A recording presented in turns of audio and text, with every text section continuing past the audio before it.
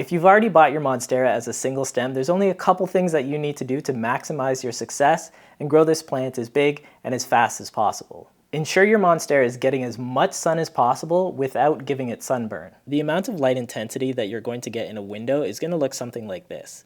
A slow rise in the morning, a peak, and then a fall off in the afternoon. If you use a light meter to actually measure your brightness, it could look something like 200 foot candles in the morning, hitting a peak of 1,000 foot candles, and then slowly petering off again as you get closer towards sundown. If at any point during the day the sun comes directly through your window, it could look like this. Going past your normal 1,000 foot candles and getting a massive spike of anywhere between 4,000 to 8,000 foot candles for maybe 1 or 2 hours before dropping back down drastically and following its normal pattern. But really, this is what you want, hitting a peak of as close to 3,000 foot candles as you can without getting sunburn. If your plant does get over 3,000 foot candles, try your best to keep that time under 2 hours. If your plant is exposed to too much sun, it could start to turn yellow and wash out, or it could immediately get sunburn and look something like this. People's windows are generally not going to be hitting anywhere close to 3,000 foot candles, but 2,000 foot candles is good too.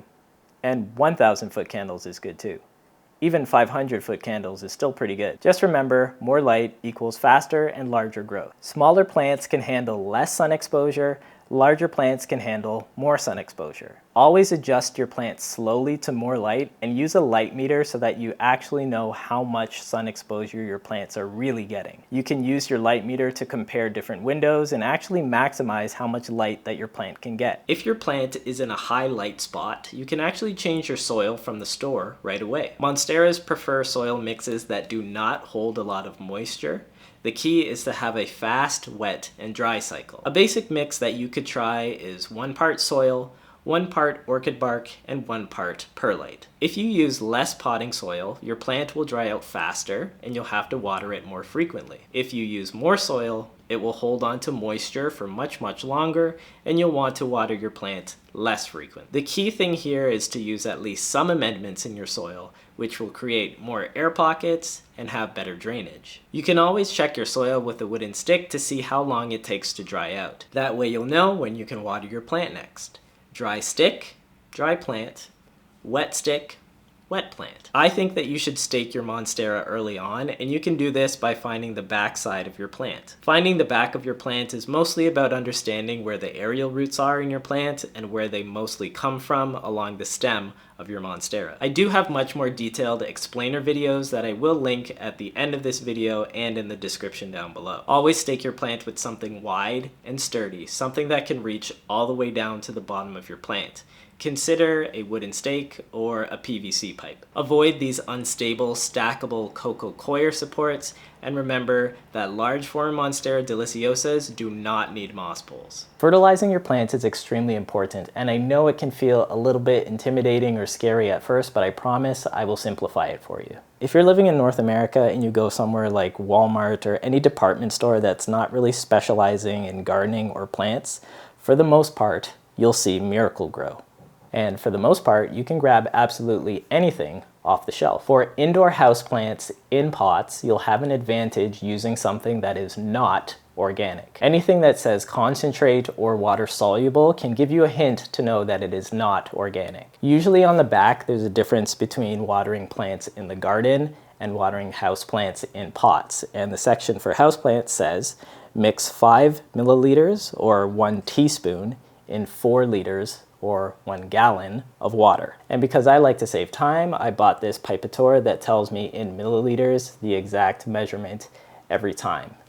And it's adjustable. Usually you'll know if it's a synthetic fertilizer if on the inside it looks like slime. So I'm just following the directions exactly.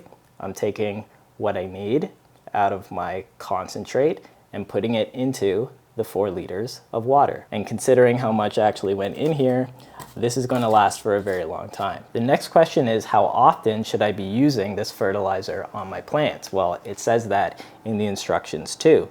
It says to apply this every 2 weeks into the soil. At this point in the summertime, I'm watering my Monstera once every 5 days, so obviously I wouldn't be able to use this fertilizer every single time. That would be way too frequently. So what I do is I use my plant app to set a reminder that is always attached to my watering day. And right now I would have it on every third cycle. So that means it would get watered every 5, 10, 15 days, which puts it over that 2-week period, which is safer for your plant. Over fertilizing can damage your plants, but that's only for people who refuse to read the instructions, using too high of a concentration or using this too frequently, but that's not any of us. You could also get slow release fertilizer that you apply once every few months and you measure out depending on your plant's pot size. You could also get water soluble fertilizer where you scoop out these little dissolving crystals into water. It's all pretty much going to be the same. But if you've taken light readings like I suggested and you discover, hey, your plant's in great lighting, you can just follow the recipe exactly as it is on the back of your fertilizer. But if your light readings say that your Monstera is in excessively low light or even under the threshold of what it needs for survival,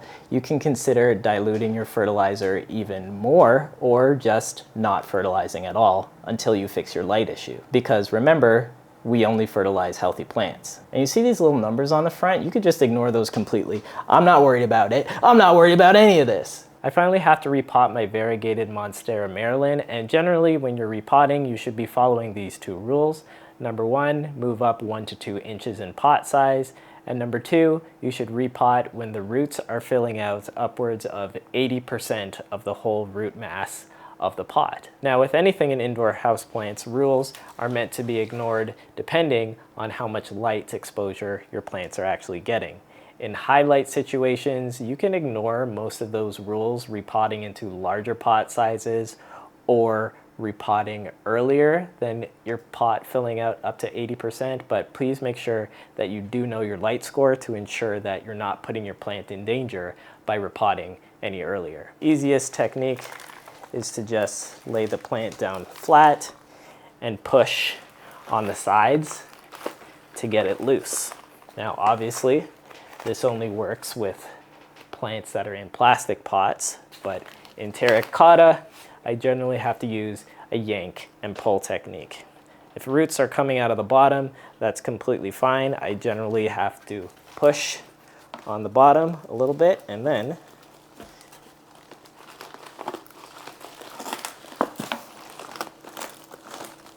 I was gonna say it's supposed to slide out pretty easily, but maybe not today. Okay.